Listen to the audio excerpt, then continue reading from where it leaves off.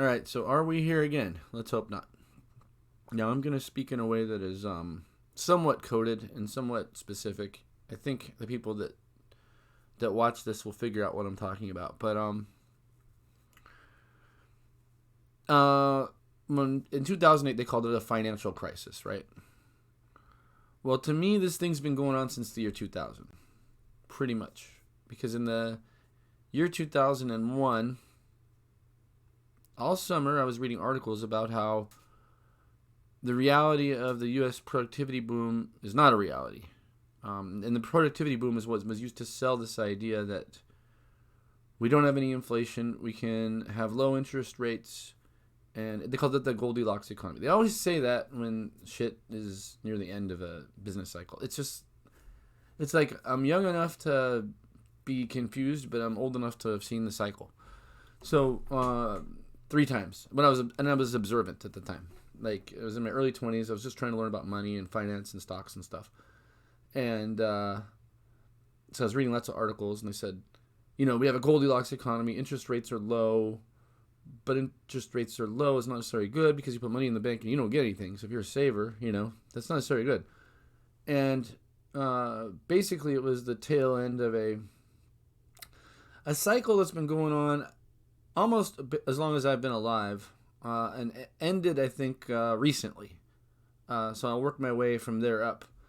You had the 1970s and 1980 inflation crisis, and I don't think our inflation is as bad as then. It depends on how you look at it.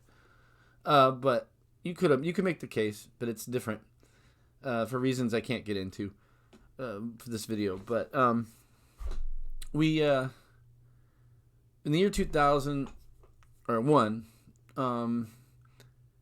Everybody knew like the dot-com bubble was over, and we had the reality of the productivity bubble was actually like kind of coming unglued, Enron, etc.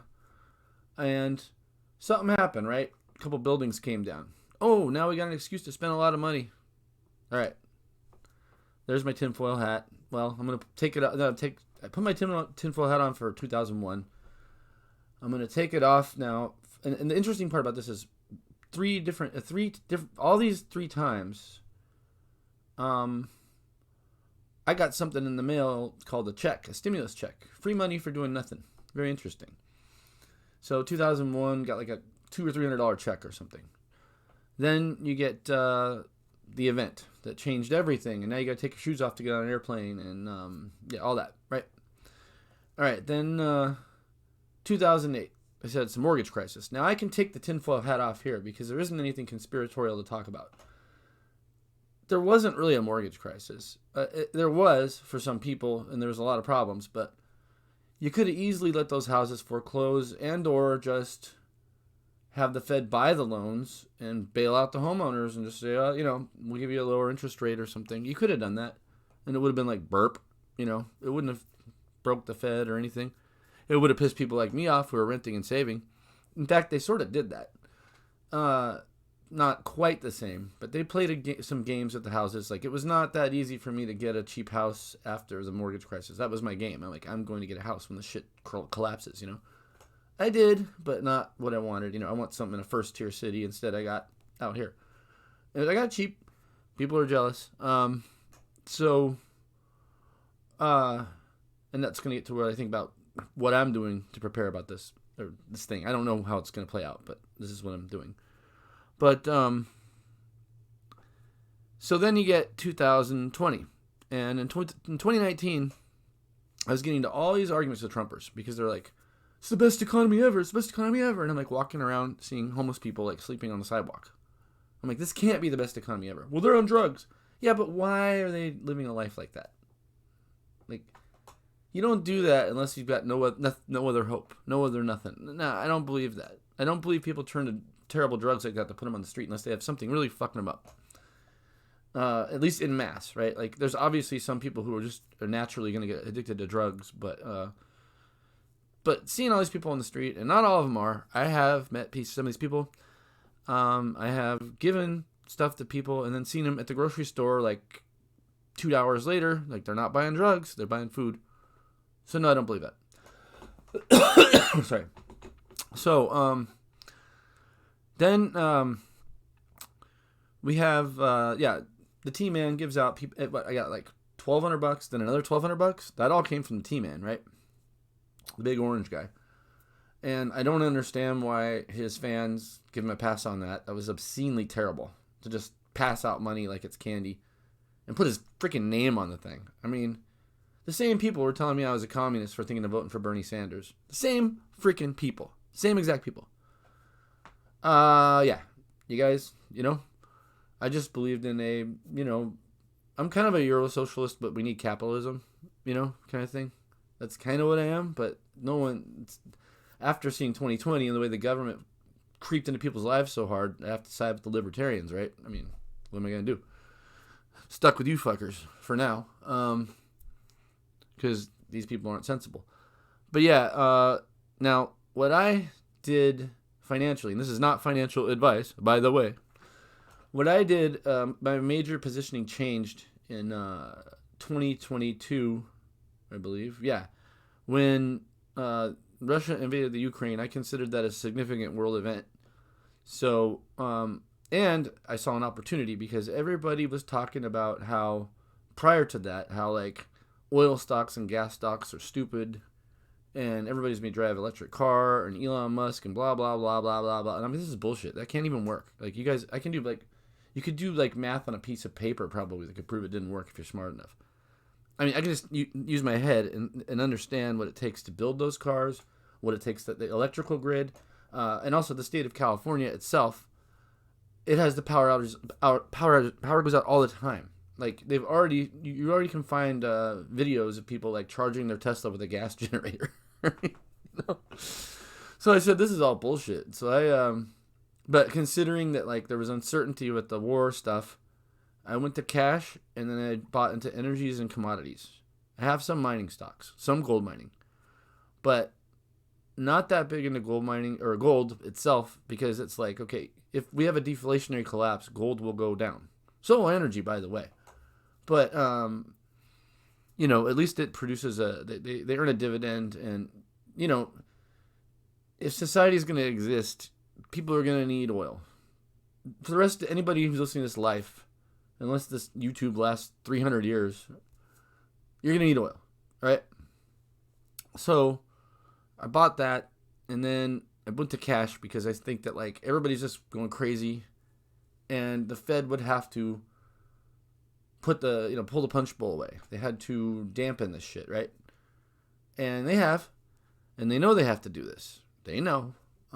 Believe me, they're scared. They're more scared of this than I am because they know more than me. That's my read. But they have to do it, right? They have to do it. They have to kill the economy. But when they do that, what happens? And then what are they going to do? Bail it out again? Like, again? I don't know. Are we living in, like, Japan forever or something? Negative interest rates or something like that? They toyed that idea, but now if you notice, we don't have that, right? We got interest rates going up. Now, my whole life, interest rates have been going down since I was born, pretty much. And I believe the pivot has turned. Like, we're at the end of a long-term credit cycle where they're going to start going up. But I don't know what that means. It's, like, impossible to compare this world to the world of, say, the 1930s or something when this credit cycle, I don't know when the cycle turned before to this direction. Like, I know when it turned down. And that was right around when I was born. But I don't know when. I was, like, maybe 1 or 2 years old. But I don't know what it was like. I mean, I don't think you can compare those two worlds, right? I mean, there probably is some way of doing that, but they didn't have the technology we have. They didn't have the thing that we have now is everybody can like find places. And you can work from different places and you can find out what's really going on, with using the internet. The average person has so much. Sometimes it just baffles me how much people won't bother to look up things and like learn about how things work because there's so much information out there if you're curious. I know you can't look it all up, but like for me it was always economics and stuff. That was one of my favorite things to sit and read about. Like I go there's two things I do. I go to the metaphysical store the bookstore, and I go to the metaphysical section and I look at what's there.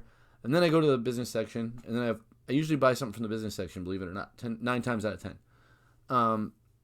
Is I want to learn about money and finance because you spend all this time working for money. I want to know how it works. So, but I view the 3 events of 2001, 2008, obviously that was financial, and then 2020 was financial.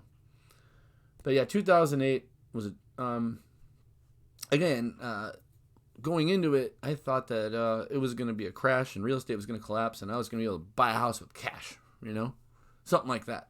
Didn't happen, did it? No. And you couldn't get a loan either, interestingly enough. Yeah, they played an interesting game during that. And then 2020 was even crazier because I got my friends going, I don't have to pay my mortgage. And I'm like, oh my God. So, yeah, this is not financial advice, but just to close, and sorry for the rambling. What I did this morning when I read headlines like this and seen some of the videos out there was I bought, I paid my mortgage another month ahead. And I think I'm going to try to do it again.